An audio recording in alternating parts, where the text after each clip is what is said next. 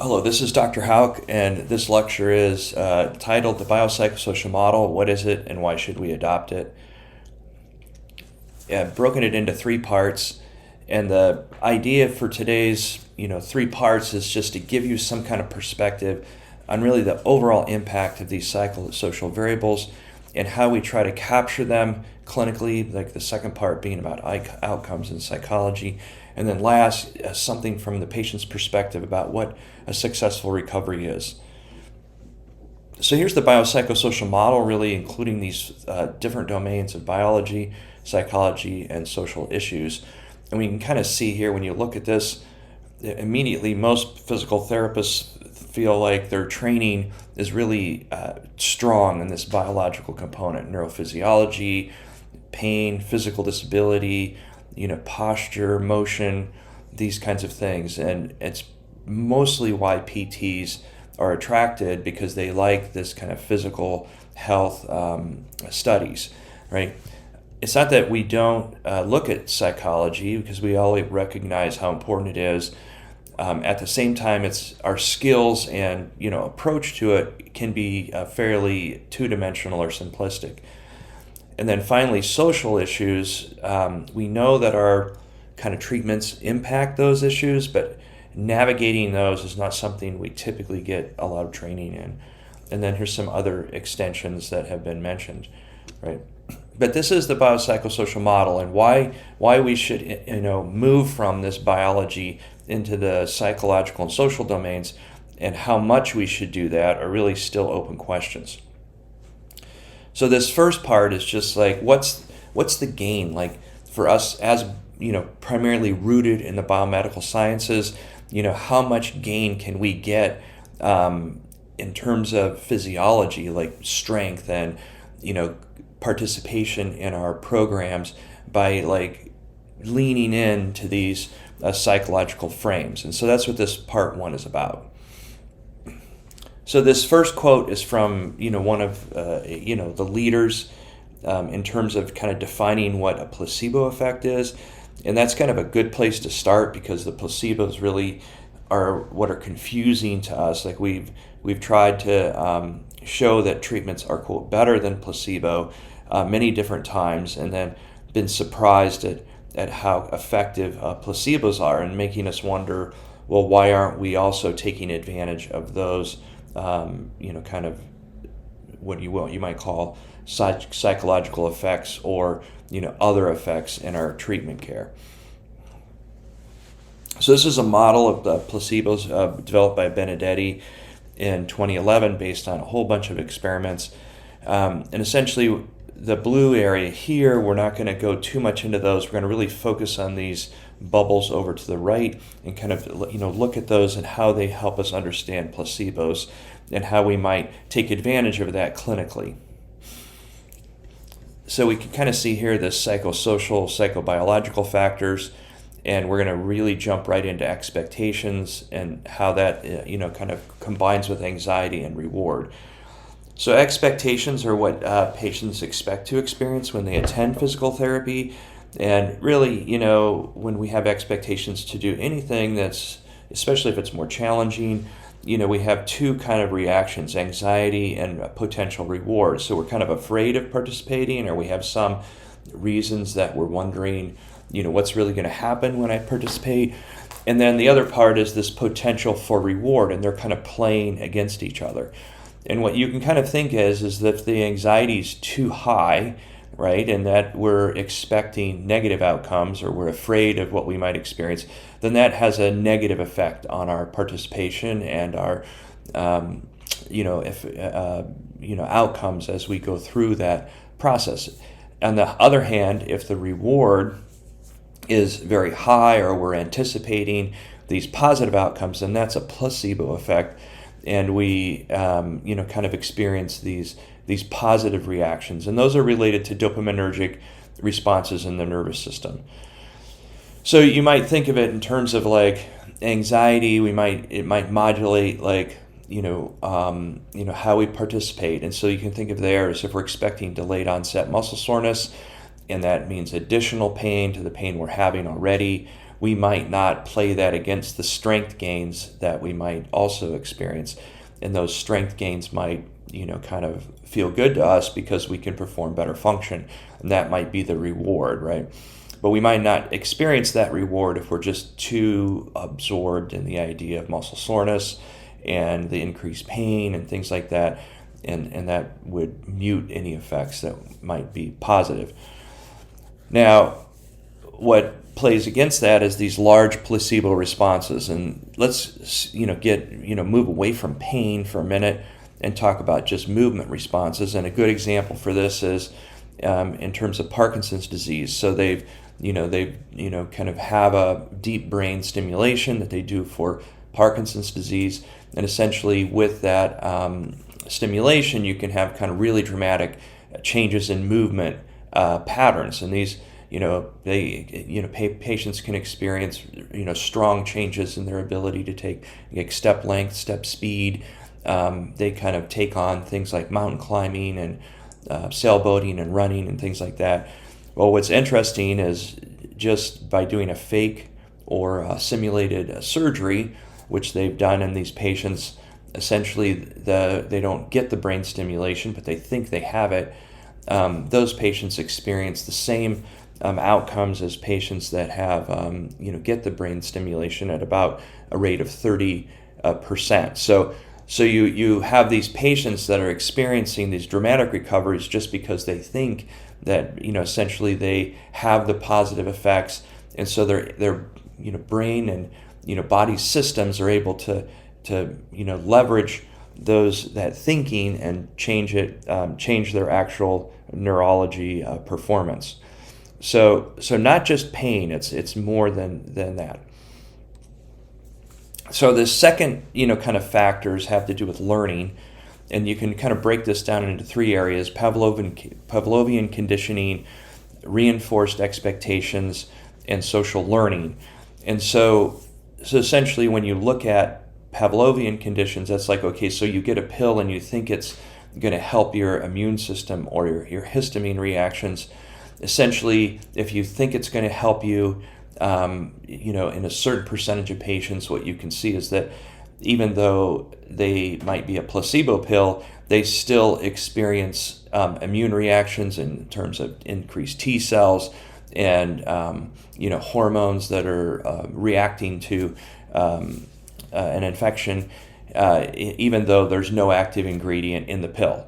And the same is true of histamine reactions for a runny nose or something like that. Even though there is no active ingredient, they still experience kind of constriction of blood vessels and things like that. So these are cognitive activated systems that then can be stimulated just by thinking that you're getting a particular response. And this has been shown for these different systems. So immune system responses, histamine reactions, hypoglycemia, so lowering of blood sugar, and some kind of endocrine reactions. And so really great examples of placebo effects that are physiologic. Okay, so but at the same time, we can kind of enhance these, kind of conditioning responses by what we might call reinforced expectations. And so a good example is related to the pills. Well, if you first give a pill that actually it has an active ingredient, and then on the third and fourth administration, you administer a pill that has no active ingredient, the reaction is actually enhanced. So the immune system or histamine response after you've given an active ingredient, with a placebo pill, you actually get a stronger and more consistent response across patients if you've administered an active ingredient pill first. Okay, so basically you've kind of trained the body to expect this, and the body even knows, how to implement it. And so when it gets the pill, that anticipation and the cognitive influences on those systems are kind of structured. And so you can also do it in this is another example for reinforced expectations. You can think of it as the skin cream experiment, where they basically did a painful electric charge on the skin, and then they told people, hey, you put this skin cream on, it'll mute it. And so they showed that works. That's kind of like a kind of expectation experiment where you made people believe that the skin cream would help. But then what you did is you basically reinforced that by giving them a smaller electric charge and telling them that it's the same charge, so it's kind of like deceiving them, right? And then their belief in the skin cream goes up, right? And so that reinforces the idea that, hey, this is a really positive outcome, that this is really working. And so from that you can get like a stronger response in terms of consistent response from the placebo, right? And the same thing's been shown in a quadriceps knee extension strength test, where you make people believe that essentially that the drink you're giving them that has caffeine in it might help them be stronger, and then you kind of withdraw the caffeine, and essentially they get stronger even though they're not getting anything in the drink. Okay, and so it's not just pain; it's both motor responses and sensory responses. Finally, social learning is another way you can kind of influence people and how they're thinking, and this one really kind of blows my mind, honestly. Essentially, social learning is a form of learning in which individuals in society learn from one another by observation and imitation. And so in these experiments, essentially what they would do is pay actors to act like they're in a lot of pain from a stimulus. Basically, they give them a pain stimulus, and then they overreact to that pain stimulus at some level. And then they tell the people that are watching, the experimental people that are kind of watching this happen, they ask them to they tell the actors, when we shine the green light on you, the green light has this special effect, and they say this special effect from the green light basically mutes the pain response that the person's having. And so then they show them that, and the people that are in the experiment watch this happening, and so they have all this pain, and they get some pain stimulus on their arm or something, and they show them the green light, and then they relax, the actor relaxes, and then they have the participants that were watching this also do it, and they basically react very similarly, or say, hey, yeah, I had a little less pain when the green light came on, okay, even though the green light has really no effect. And so what we can kind of gather from this is, like, when we're thinking about our approach to patients and placebo, there's a couple different things to remember. Is one, on the first level, we go back, we think about expectations, right? So when people have different expectations, we can try to change their beliefs, teach them neuroscience pain education and things like that. Okay, so that can help set up the idea for different activities or different participation than they might have thought originally. But we might also not be surprised, based on this experiment, that we may have to take some time to reverse this conditioning or these reinforced expectations that they've been experiencing. So we may change their beliefs up front with some kind of education, but we're still not done yet, because we basically have this conditioning to reverse, right? And that's going to be part of the placebo effect, or part of this kind of psychological effect. And then finally, the social learning part helps explain things like social determinants of health, or family issues, or patterns that the people are in, related to work, family, life, and leisure, that might be important. And so it might be important to bring family members in, or understand the context of how patients are lives that they're trying to, recover when we expect increased activity from them. So I think these models really are important for us to help and think about how they translate to care. So another concept that I hope you watch this video is this idea of mindset. And mindset, I think, really overlaps with this research really well in terms of expectations and then how people manage that. But the idea of a mindset, it's pretty simple. and it may kind of help us clinically think about different patient scenarios. And I thought the research that's been being conducted on mindset theory by Dr. Crum is really powerful and kind of shows these connections with things that aren't related to pain, like GI responses and things like that. And so I think this is really important for us when we start to think about how do psychological variables and social variables, how can they really impact my care? And I think this really can switch the game and make us start really thinking about how can I manipulate these things, because they are pretty powerful. Okay, so we're going to switch gears just a little bit. So we're trying to get this idea that, hey, these variables are important and they will impact not just my relationship with the patient, but the patient's actual physiology, because that's, after all, what they're here for when they come to physical therapy, is healthcare and health-related changes in their life, not friendship, right? And so what this kind of another piece of Dr. Crum's studies had to do with a stress mindset and how that kind of influences our emotional state. And I think this will be important because most of our patients have some level of stress that's related to their health care, that's interacting with their other kind of life goals. And so this just kind of basic model of stress kind of helps us think through what's happening with a patient when we're with them, face to face. So let's just define stress responses. And essentially, stress comes from can be termed as like threat or a challenge. And a threat has to do with something where it causes so much stress that essentially you don't really believe that you can muster the resources to overcome that challenge, right? So that's like somebody with low back pain that's asked to lift a lot of weight, or has to do some project on their house that they're incapable of doing, or they believe they're incapable of doing.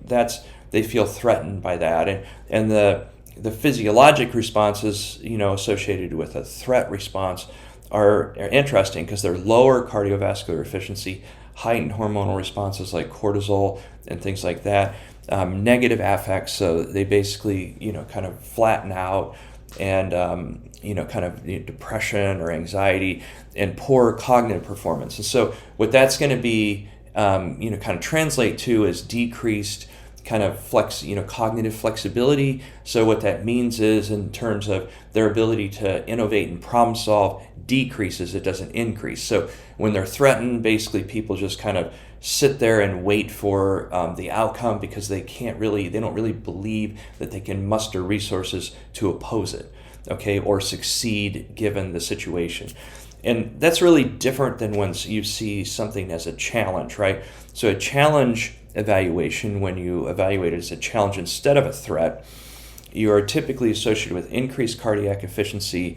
Hormonal responses are related to thriving and growing. So instead of like cortisol reactions, which increase stress, you might release hormones that recruit testosterone and estrogen, which kind of muster, kind of an increased response to the stress or the thing that you're trying to overcome, right? And they prepare the body for action, and then motivation's increased, and your cognitive performance is more acute. So you have more cognitive flexibility than if you were in a threat evaluation.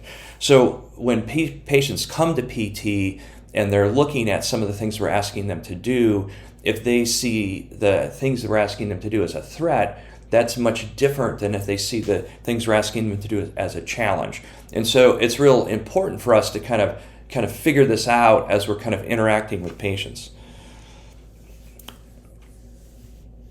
So one of the ideas is different people have different responses to stress, and the idea of stress in society is real interesting, right? Because most of us think about I have too much stress and not enough stress, and too much stress kind of shuts us down. That's what we're kind of thinking about in this threat. But some stress actually enhances our performance, and that's kind of what we're talking about. When you started your PT school program, if it wasn't as stressful as it was, your performance would not be as good as it is. And at the same time, it's been too stressful sometimes, and it's overwhelmed you, right? And so stress can be debilitating, or it can be enhancing. And so this particular scale was developed by Dr. Crum. And you can kind of look at the different items here, because I think it'll help you when you're thinking about talking to patients about stress and listening to them. So if they're kind of expressing something as a growth or learning experience when they're reacting with you, that means that they're thinking about stress as an enhancing concept, not a debilitating concept. But if they're expressing their inability to learn or their fear of growth, well, then that's a stress is debilitating concept. And you can kind of walk through these different items, and it'll help you kind of think about, like, when you're interacting with a patient, like, how can you figure out where they're at in terms of a stress is enhancing or a stress is debilitating mindset. Okay, and I liked this. This is an experiment that Dr. Crum performed to kind of influence this model, and she's applied it in these different ways, and we'll kind of show that in a minute. But essentially, this is an interview, which isn't really health related, but I really liked how they manipulated and made the situation a threat or a positive experience, right? So it was more of a challenge, right? And so I think this really relates to healthcare. And so that's why I want to draw your attention to how they made the mock job interview into something that was a challenge, kind of something that your patients might be able to accept, and then how they made it, kind of a threat experience. And so if we kind of look at this negative feedback or threat experience, they asked the interview assessors, so the people that were kind of sitting there with them, listening to their job interview speeches. And when they asked them questions, they behaved in certain ways. So their nonverbal feedback was that they were furrowing their brows, shaking their heads, and crossing their arms throughout the interview, all kind of real, kind of judgmental, non-accepting kind of nonverbal positioning, right, and posturing. And then the verbal feedback they gave was very clear, okay, about how, of lower adequacy. I felt that you could be much clearer and more articulate. Okay, think about what you're saying before you say it. So real kind of, it was still, criticism, but really not at all, no empathy, no support, just very critical, right? And then, and contrast that with the positive feedback or the challenge kind of stress situation they tried to create, where the non-verbal feedback was really important, where they were nodding like they were listening, so the patient was being heard. They smiled so that there was kind of some reception of like the recognition of that person as a positive experience, and then they leaned forward, so they were interested in the person. So this kind of idea of non-verbal communication, super important, right?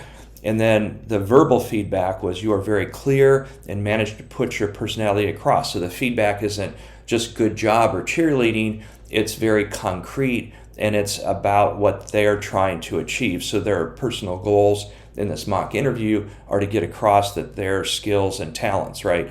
And so they made sure that they recognized that those were heard. And they said, you are very self-assured, so then they commented on their kind of presence, right, and authentic. So they were being honest and working hard. So that kind of made the people feel safe and like they would collaborate with them. And then they kind of finally commented on their overall quality. So you can kind of see this as how that might relate to your interactions with patients. Now, what was interesting is and this is, I think, also important for clinical care, is when they gave that negative feedback, and the patients, or in this case, these young people felt threatened during their job interview. Essentially, they looked at whether it mattered, whether they thought that stress was enhancing or stress was debilitating. And really, when they were in that negative feedback experience, when the reviewers of the interviewers were kind of interacting with them, and they had that kind of negative verbal and nonverbal communication, essentially they really, their attitudes towards stress or their mindsets towards stress really couldn't overcome or muster the reactions that to take on that challenge. So in essence, they had strong cortisol responses. They didn't recruit testosterone and those kinds of hormones. Their positive emotional and negative emotional responses were the same, and so their stress mindset didn't really help them. And their cognitive flexibility, their ability to kind of think about and problem solve, was decreased irrespective of their mindset. So what this kind of shows you is when someone's under threat, okay, it's very difficult for them to muster or kind of push through or kind of find a way through on their own. So a lot of times they're going to need some kind of altering of that situation before they can problem solve out of it. And so this is relatively important, because as you kind of experience different things with patients, if you're having something that's occurring that's very negative, it's very possible that patient is in a threat, is perceiving whatever's happening as threatening versus your perception where you think it's challenging, right? And so, because on the other side, if you think about patients that, in these particular example, when people had the positive feedback, there was a strong difference between people with a mindset that stress is enhancing versus those with a mindset that stress is debilitating. So in other words, in this particular case, when stress is enhancing was kind of induced in them through the experiment, they had increased positive emotional responses, so that would indicate that this person was better at coping. They had increased cognitive flexibility, so they were able to problem solve and kind of think about different things.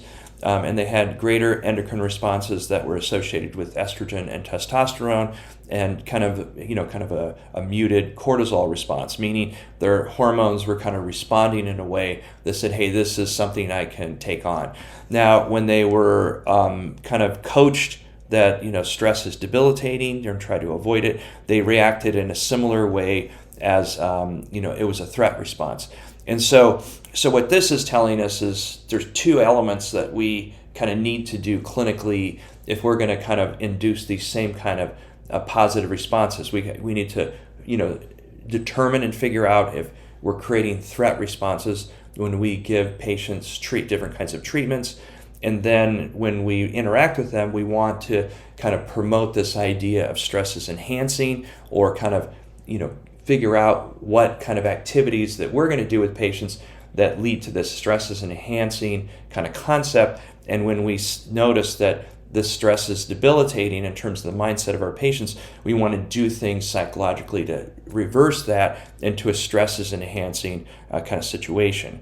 Okay, and so this is kind of the idea of stress optimization, where we're trying to kind of play off these kind of ideas of threat and challenge.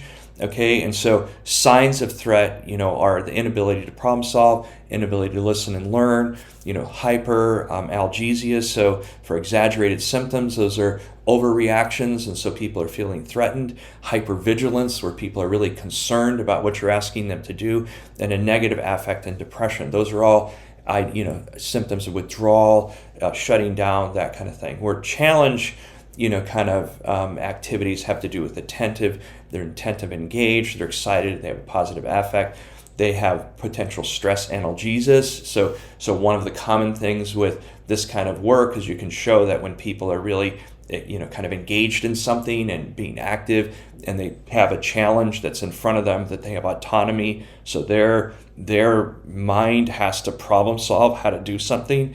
Basically, that shuts down pain, okay? And so that's kind of well established, and their cardiorespiratory responses and neuroendocrine responses are amping up the body for action, okay? So it's kind of a nice way to think about this, and kind of superimposes on this idea of placebo effects.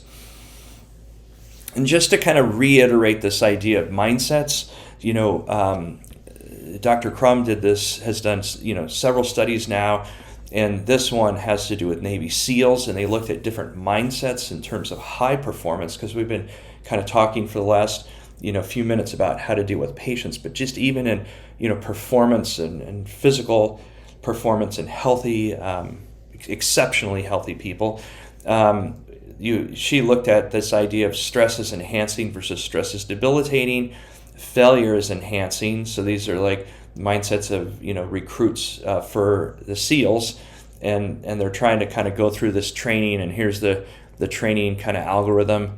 They start at baseline and then end up several weeks later, and only about 25 of 174 actually become SEALs, right? And so as they work through this, she looked at these mindsets at the beginning of their training, and then looked at persistence, success, and then kind of different factors.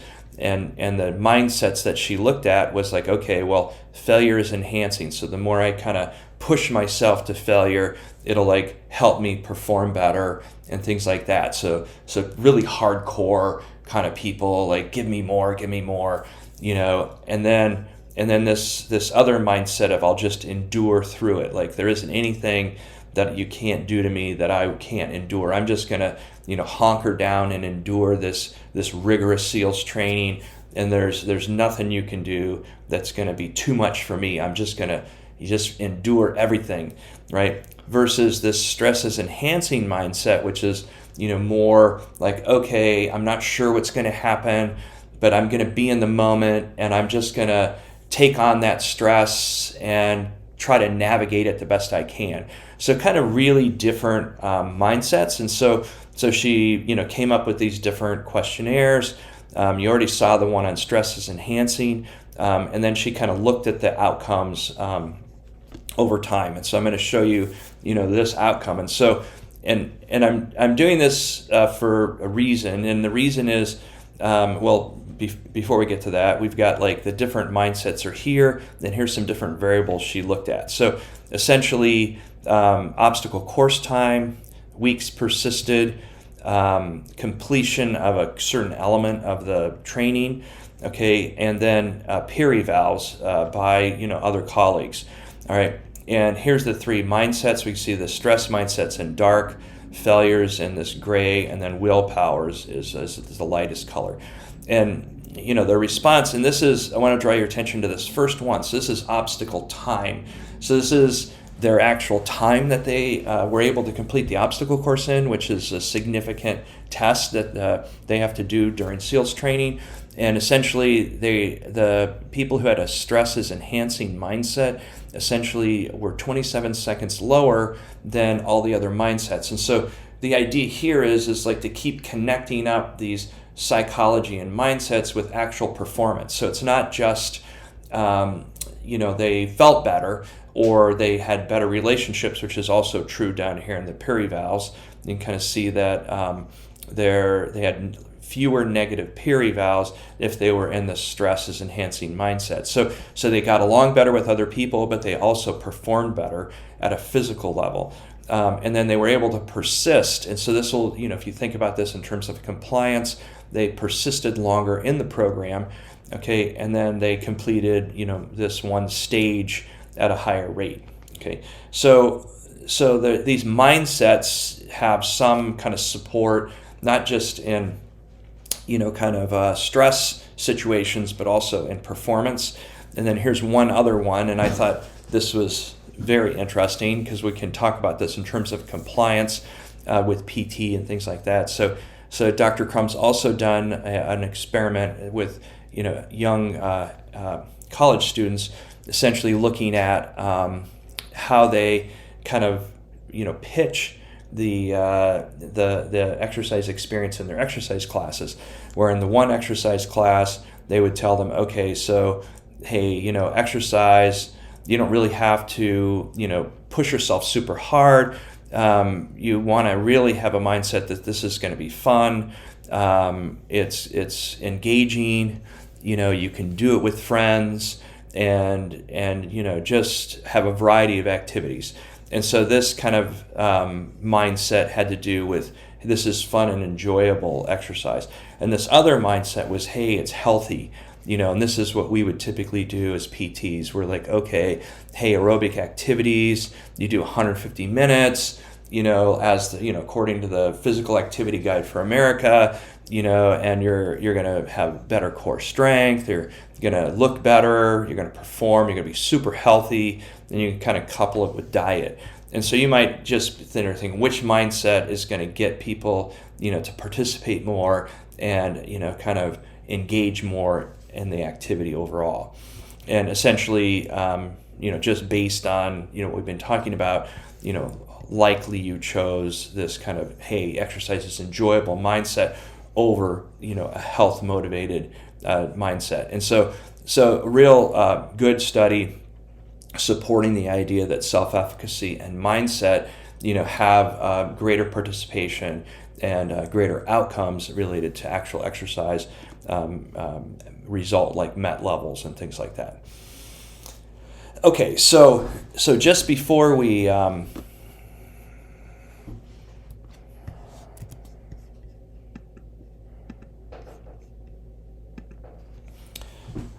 so right now we want to just make us, go through a definition, right? And so we want to go through some definitions of what we call moderators and mediators.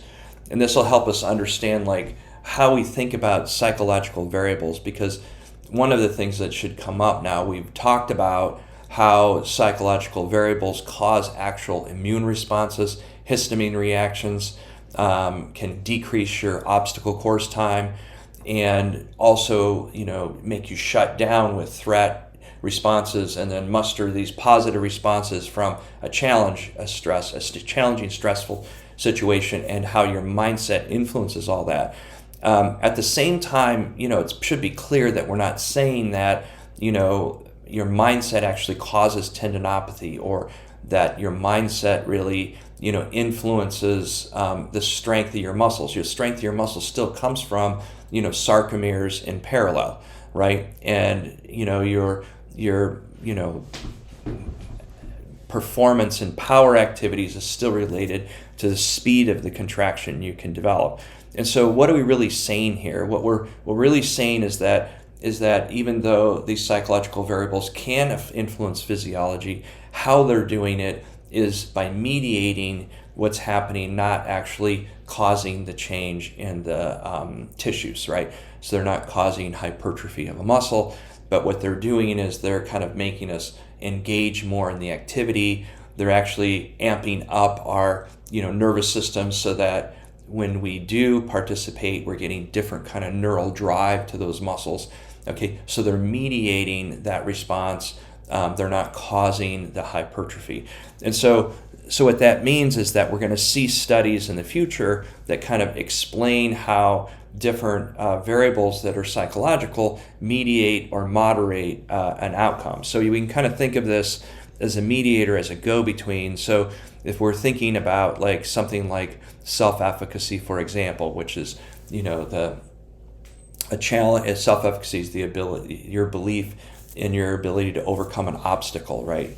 So if we have an ACL rupture, okay, and we get the surgery, and now we know we have to do strengthening exercises. We know that the overload that we expose somebody to is going to give us a strength gain, and that's so the independent variable is the training, and then we're basically trying to do this strength improvement, right? And so this is the independent dependent variables, but we know that their confidence and their ability to kind of push, because after all, they've kind of had this swelling, they had the surgery, now they have to really hit it hard. Are they confident that weakness that's been induced, that they can get after it, right? And they believe that they can overcome it and do that hard work, right? And so if we enhance self-efficacy, we know that that's going to mediate this relationship between the training and then the strength gains that they experience. And so that's an example of a go-between, right? So self-efficacy mediates the relationship between our training and the strength gains that patients experience when they go through rehab. Now, a moderator really changes the game, right? It can change the relationship that we are looking at, right? So moderator variables are like things like age. So we know that, I'm a 60-year-old, if I get an ACL rupture and I go through rehab, what's going to happen is my speed of recovery is going to be really moderated by my age, right? Okay, and so that's something that could really influence, that relationship, right? And so we think of mediator and moderator variables, and we also think of these as what psychological and psychosocial variables mostly are. And so another example of a moderator variable, well, self-efficacy would influence my strength, but let's say I don't have access to a gym, and my my life requirements is I really have to do a lot of work, right? And so I don't really have time to participate, and those are my choices. Those variables moderate this relationship, and so those would be like social determinants of health that kind of are moderating this recovery that I'm trying to participate in. Okay, so mediator variables are go-betweens between the independent and dependent variable, and moderator variables kind of change the relationship altogether because of the context, that they influence the relationship. So here's a good example of the study we just talked about, where Dr. Crum kind of asked about, okay, hey, how do I feel about my ability, my mindset in terms of participating in exercise? And so what she found was that their mindset of the adequacy for exercise. So, hey, I feel like, I can probably exercise. I probably, do enough or not enough, right? And so, and it's kind of fun, right? And so when she looked at this mindset of how much activity is needed, and then their physical activity 1 week later, what we notice is that there's a direct effect of mindset on physical activity, but it's mediated at a large level. So you think this is a correlation coefficient, so a 1 would be a high mediation variable, but it's highly mediated by their confidence in their ability to exercise. And so now we're kind of looking at what mindset and an additional variable, self-efficacy, and how that's influencing behavior. So we might also be kind of manipulating these different variables when we work with people in the clinic. Okay, so the overview of this part 1, and we covered a lot of material. We got these placebo responses that help us think about, how to change beliefs, and how beliefs might be related to anxiety and reward, and that's going to be influencing their expectations of their experience with us. But at the same time, we're not done, because we still have, might have these kind of conditioning responses and social learning responses that we have to kind of manage as people go through their exercise programs and, physical activity participation goals with us, right? And then we also talked about mindset, and we talked about how to tell if we're over, if the person is feeling threatened or not, how important that is, and then how we might kind of help by changing their mindset from stress is enhancing, or stress is debilitating, to stress is enhancing. And then we also kind of talked about some of these other kind of examples of mindset, which we'll go over more, okay? But you can see here, like, all of these things could really apply clinically, and especially these examples of nonverbal and verbal communication. Thinking about how we approach patients is, critical really to establishing a good rapport and implementing, the kind of really strong, effective treatments that we're interested in. And then also kind of understanding this stress situations. Okay, on the last thing on this first thing, this first goal is to put in perspective, just how powerful some of these mindsets and coaching can be. And this is, again, a study by Benedetti, and we're tapping into the endogenous opioid systems for pain-induced stress analgesia. And there's also another system that you need to understand is the endocannabinoids, that also play a key role in placebo-induced analgesia. So we have these two systems in the body which biochemically, when activated through cognitive processes, can release hormones that basically stop pain. And the two systems are the endogenous opioid system, which we've heard a lot about with opioid overuse, and then this other system called the endocannabinoids system. So both of these can play a part, right? And they're influenced by expectations, belief, and hope.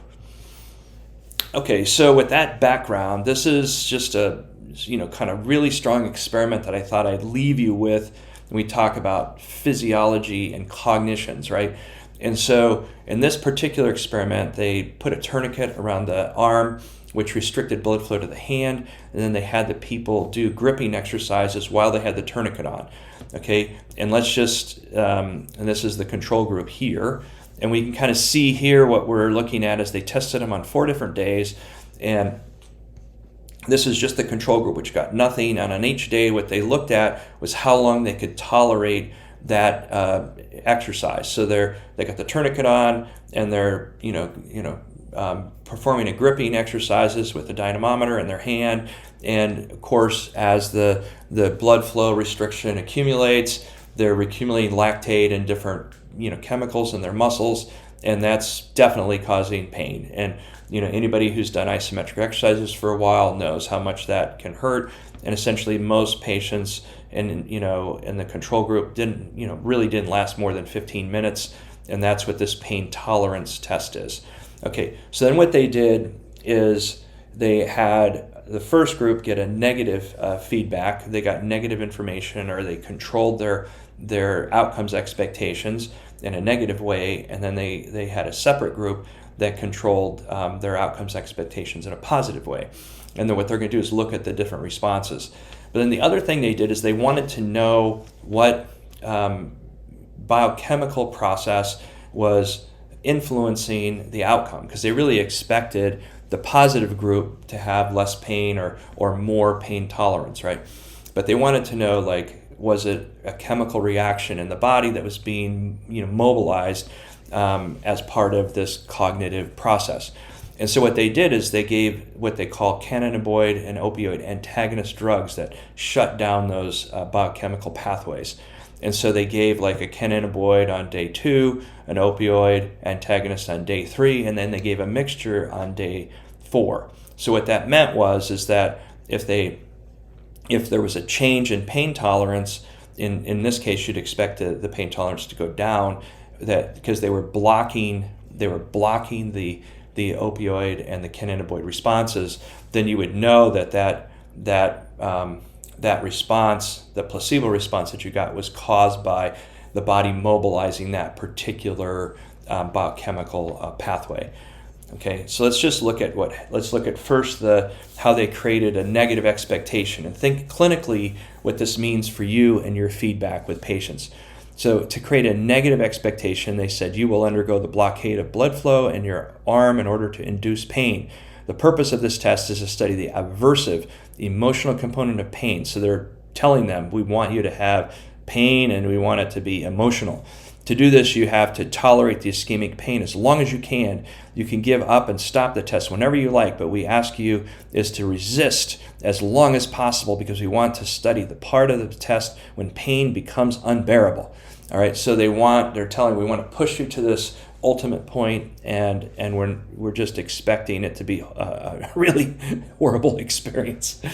On the other hand, you could say this: you will undergo the blockade of blood flow in your arm in order to stop oxygen supply and to decrease the temperature in different tissues, such as muscles. It has been shown that if repeated many times, this procedure may be beneficial to muscle cells. So we will measure the benefits with a test of muscle performance. So here they're saying, hey, it's going to hurt, but it's actually good for you.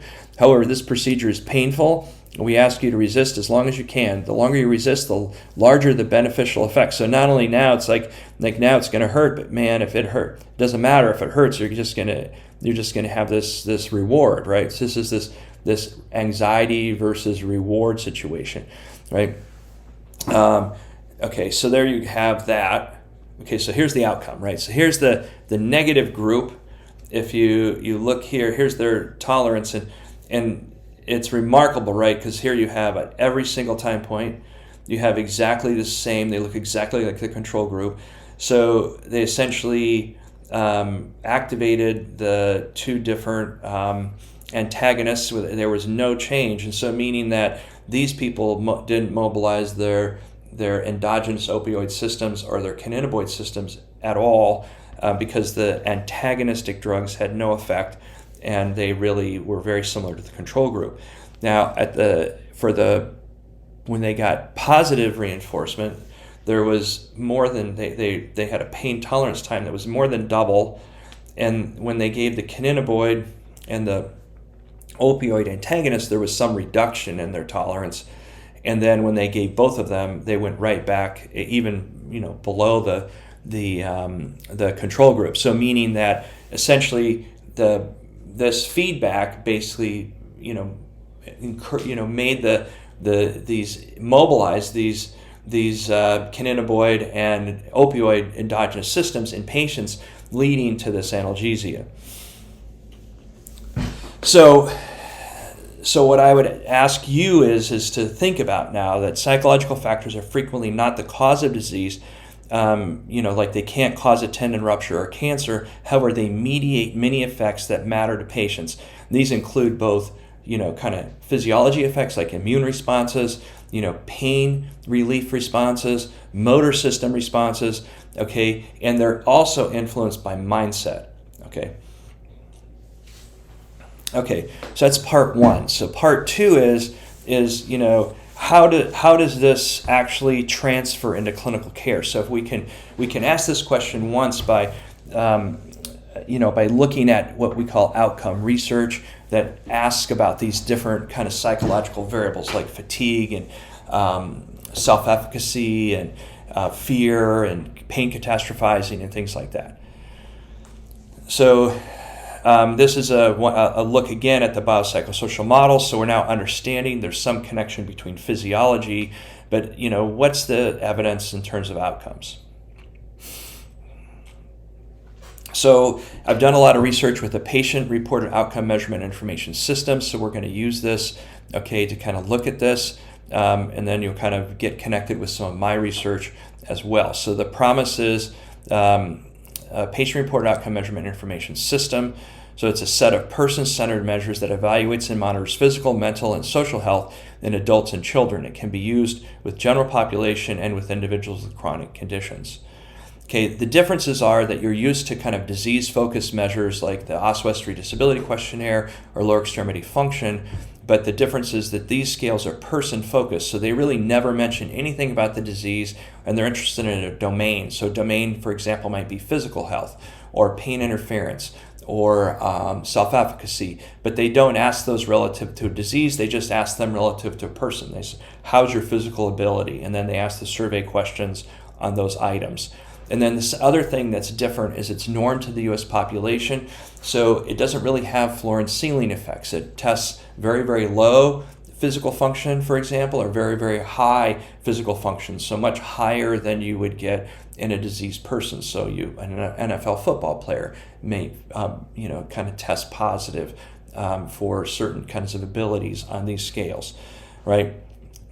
And so in review, because they're single domain focused, they cover both physical health, mental health, and social health. So they're ideal for like a biopsychosocial model. And then they, under each category, they have several different measures that you can pick from.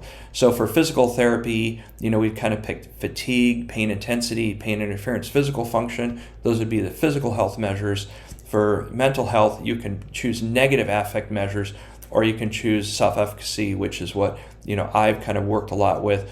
And then in social health, you can ask questions like satisfaction with social roles and activities.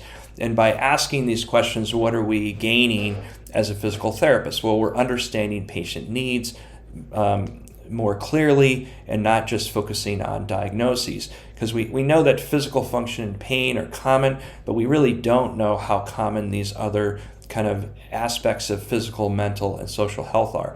And so it helps us develop treatment programs based on patient needs, not just their diagnosis.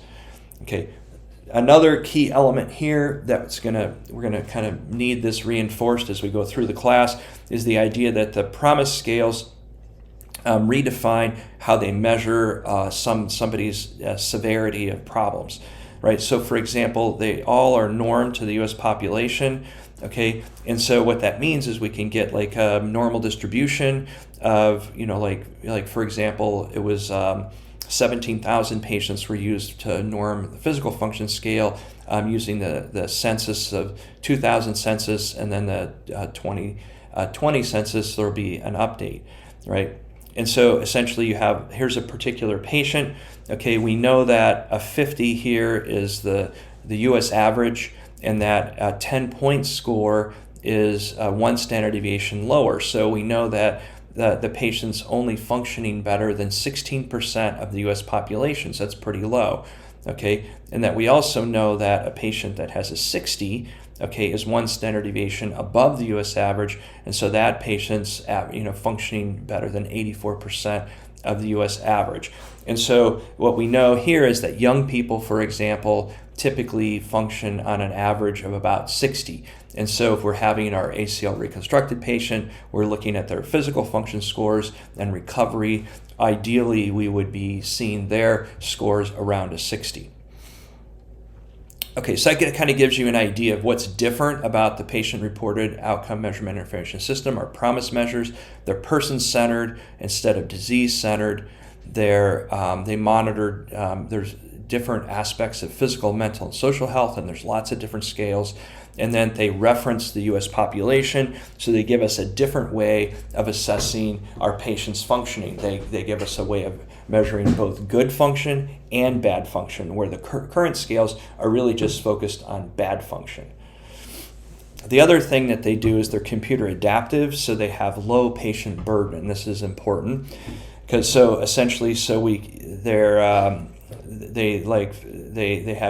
have like 200 items for the physical function scale. Well, no one can fill out 200 items in a reasonable amount of time, so they use computer technology, an algorithm called the item response theory, and essentially it picks a first item that's kind of toward the middle of the scale, and then based on the response of the person, then they pick the next item. If say it's worse, they're not able to do it, well, it's in the middle, so then they would pick an item that's lower, and then they would pick an item that's higher, and then lower, and then it iterates until it finds an answer. And so what's remarkable is it can hone in on a score in about 4 questions on average, 4 to 5, which means it takes 1 minute per kind of domain. So you can ask about 5 to 7 domains in less than 10 minutes. And that's about a reasonable amount of time to get an assessment of somebody waiting in an outpatient physical therapy office to get kind of a reading of 7 different domains of health. And so here's kind of how it works. You have the higher level items have to do with higher functional ability, kind of moderate level items are in the middle, and then kind of low level items are kind of toward the lower end of the scale. And this is not just for physical function, but all kinds of different traits. Okay, and so one of the things to start to realize is that when we ask questionnaires of patients, how is that giving us the same information as when we do physical performance tests? And after all, like a lot of times people will say to me when I say, hey, have you done an outcome measure? They'll say, well, I've done an outcome measure, but it's just really administrative. I really rely on my physical test because it's more concrete and I can interact with the patient and it's very objective, right? And so here's a study we did just a few years ago where we looked at the correlation between the PROMIS physical function tests in elderly people over 65 that were community dwelling and the PROMIS physical function score. So we see the PROMIS physical function score here on the X, okay, and we kind of see the 50s right here. So, the patients are mostly falling around what would be considered the U.S. average. So pretty high functioning, really, group of elderly individuals, right? But what we can also see here is the correlation is good. We have like a R of 0.64, which is pretty good. But it's it's pretty scattered, right? And we can kind of see that at this, kind of level, about 48 or so, we have these 3 individuals, right? And those 3 individuals really kind of are remarkably different in their gait velocities and expectations. We have this person here who's performing at 2 meters per second, which is the second fastest walking time in the entire group, but they really perceive their function to be below average. Okay, so this is interesting. So why is that true? So this person their perceptions really are not matched with their actual performance. They're under and kind of evaluating their ability to perform relative to others of similar age. And this person here, now that we see this is at 1 meter per second, is seeing themselves as average when in fact they're probably toward the lower end, right? And so one of the things to start to think about is like, can survey instruments give in perceptions of physical function and ability be as important as actual measured physical functions and ability? And so they're not replacing each other. They're given as different pieces of information. So objective tests give us actual performance and capacity, and perceptions on outcome measures give us perceptions of that particular domain. And here's another good example of how this links together. So this is a newer study that came out where it's shifting the concept of this in TKA patients. And so here you see the TUG test. We see the times on TUG tests and just everybody who came in. And so in this particular example, they're trying to take this person-centered approach and say, hey, here's your recovery pattern, here's where you sit. And we can kind of see the TUG times here are kind of high at the beginning of recovery after a total knee arthroplasty. And then we can kind of see that the times improve as you get, kind of farther away from your surgical date, right? But here's the WOMAC score. So again, a lower score would indicate a better outcome in this particular measure. But it's a survey instrument, and we don't see that pattern at all. We just see this big square mass. So even though these same patients overall are doing better, what we can kind of see here is that many of them, don't perceive that improvement as a function, and probably other of them, think they're doing really well when their TUG times are still really long, right? And so perceptions of function are going to test different than actual performance.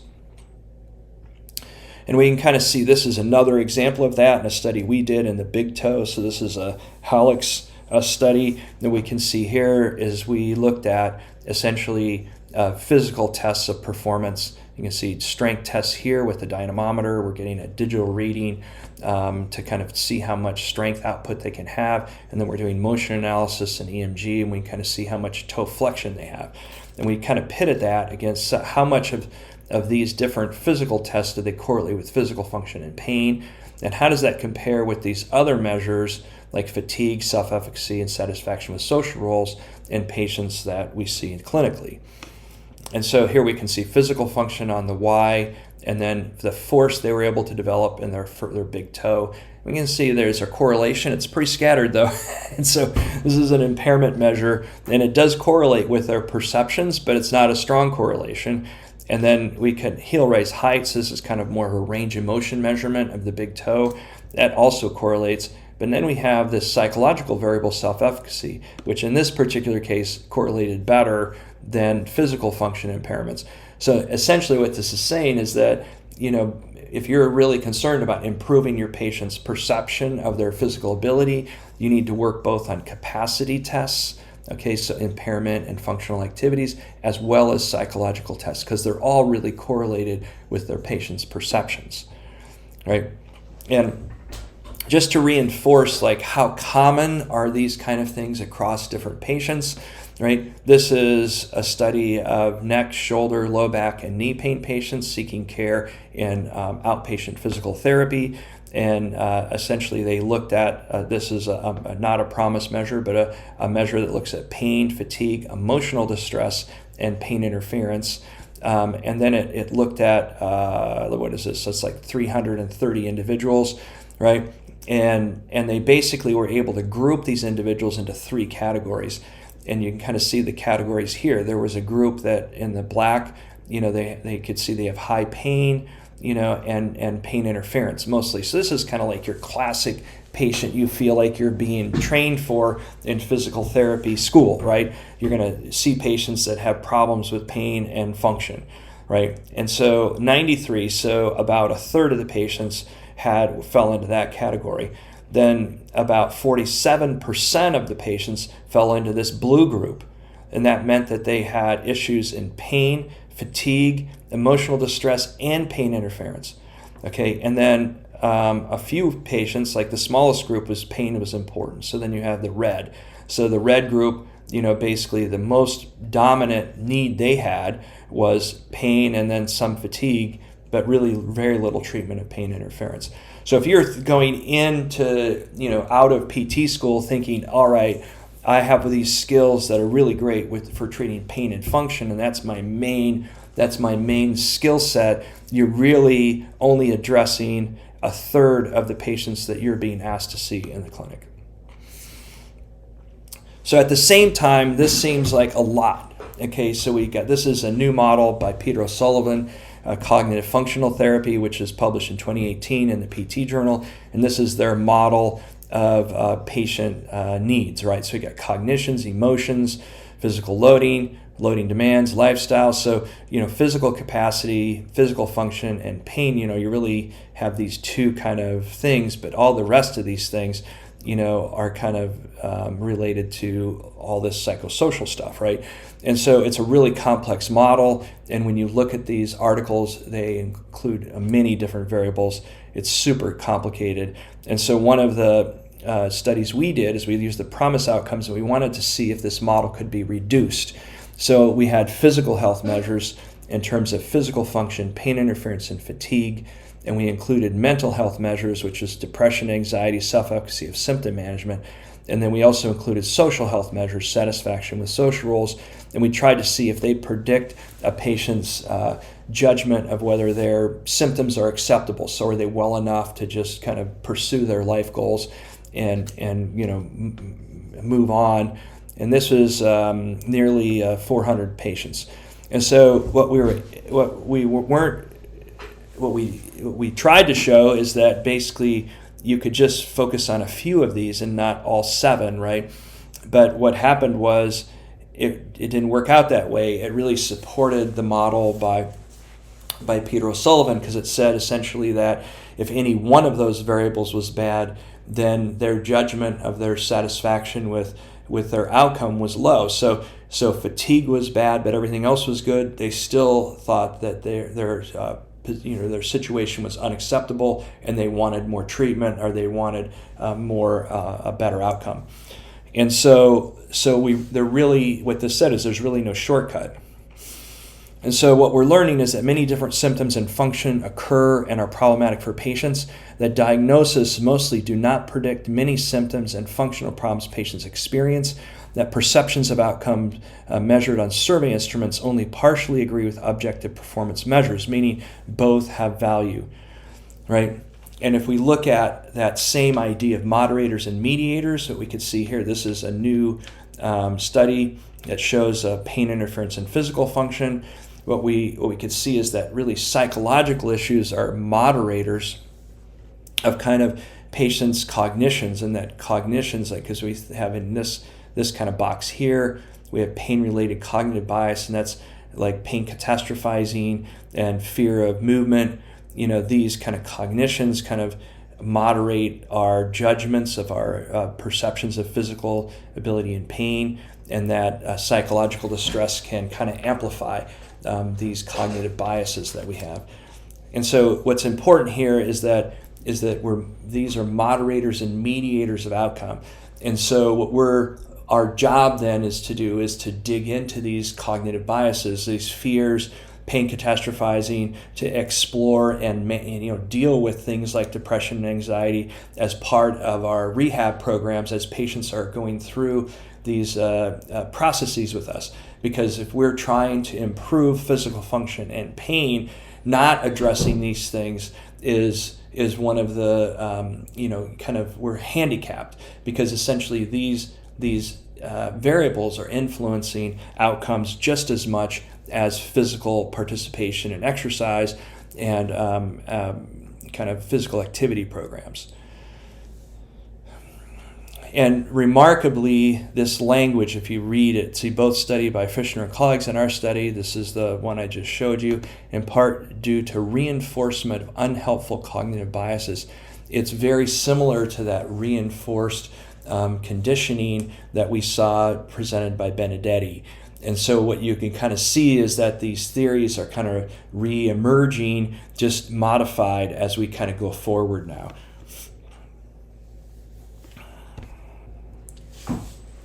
Okay, so this last section says, okay, this is all good. We know that we have part 1 was about physiologic responses, and that these things are really happening in patients, and that how we interact with patients drives these responses, even to the point where it can cause significant analgesia and motor responses and different kind of even immunology responses in our patients, right?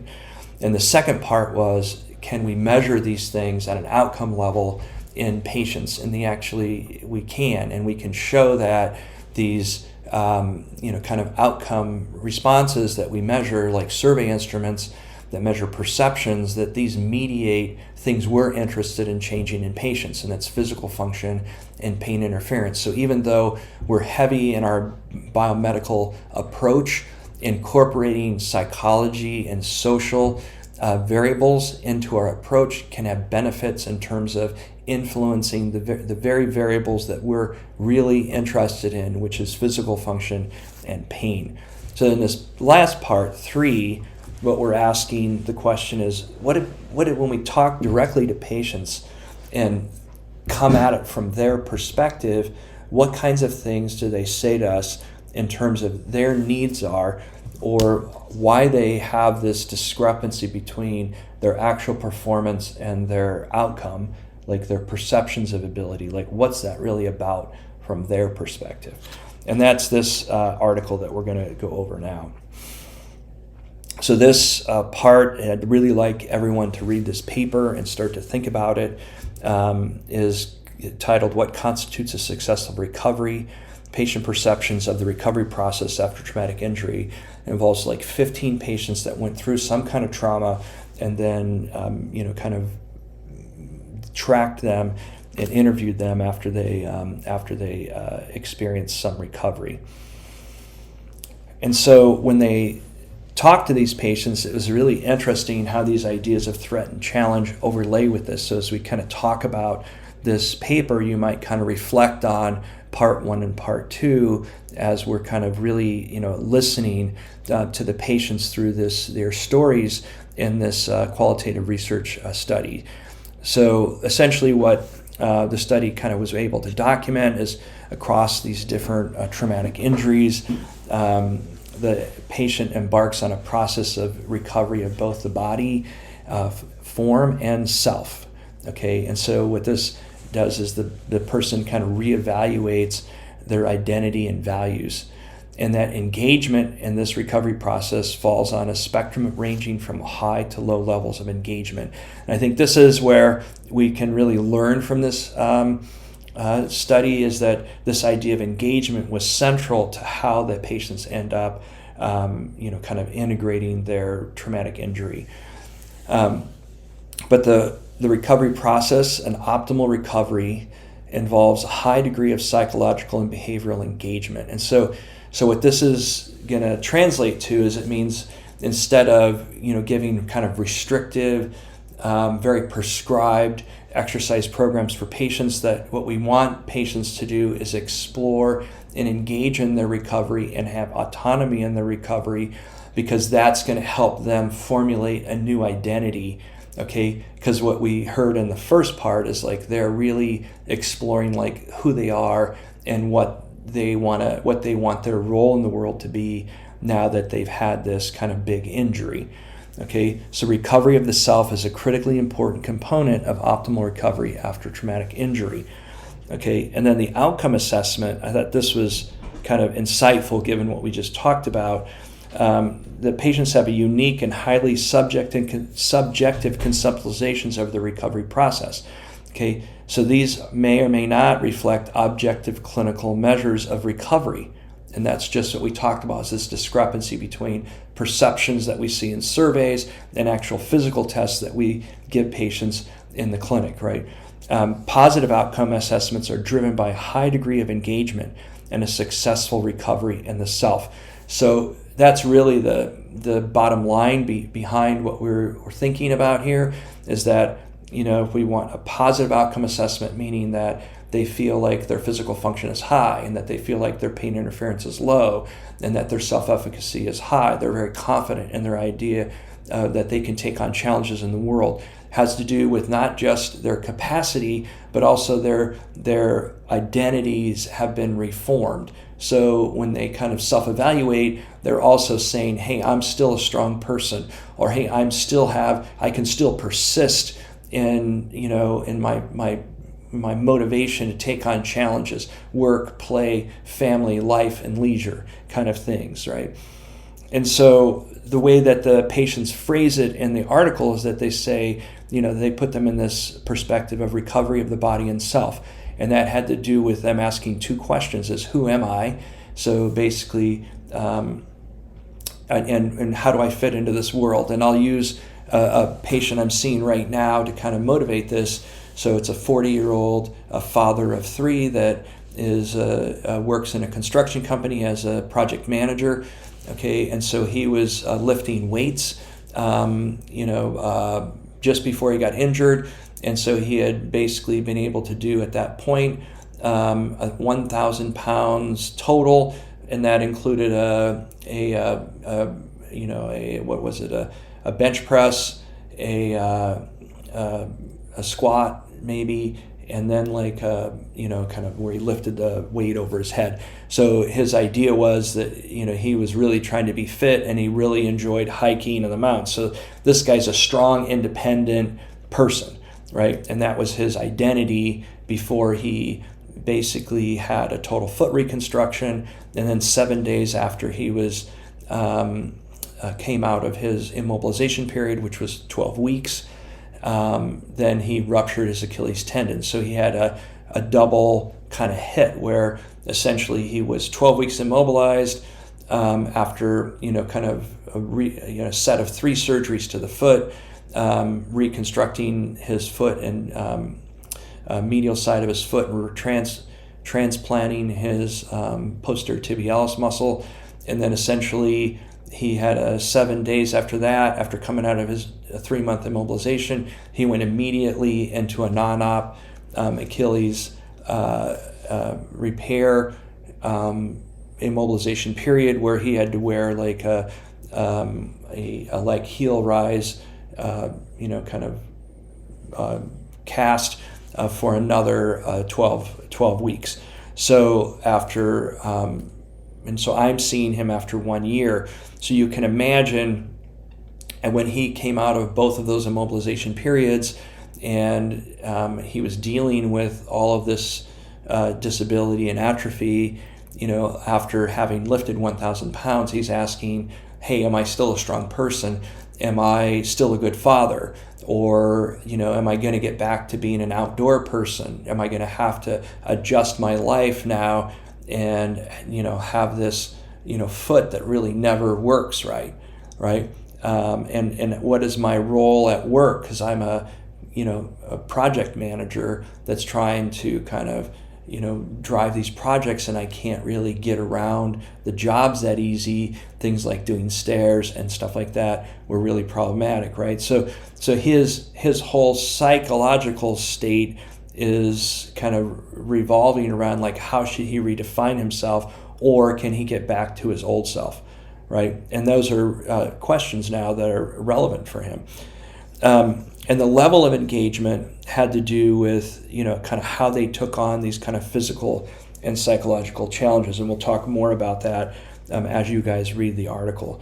But their subjective assessment of recovery, and this is the part that really resonates with what we were talking about before, when we were talking about differences between physical performance and, subjective perceptions of outcome. As if they were engaged in the process and really, kind of working this idea of their self-definition of their self and how that, that drives their participation in rehab, then they had a very positive perceived outcome, versus if they weren't engaged, they had a negative outcome. So basically what this led them to is this idea of a conceptual model. The impact of injury and the subsequent recovery process have on the patient is highly variable and not entirely dependent on injury severity or resulting objective functional status. Okay, and in essence, patients did 3 things. They integrate their experience into existing self-concept. they update their self-concept to reflect the experiences they had, or they're unable to integrate their self-concept and see themselves as a victim. And I think these top two, we can kind of deal with clinically more easily, but when we have people that are kind of transitioning towards seeing themselves as a victim, or they're kind of there and trying to bring them back from that, it's in my experience is very difficult. And so I think what we're kind of functioning on, like here, and we see these different patterns existing that can kind of help us clinically know what the challenges that we face with these patients are, and what this means for their personal lives.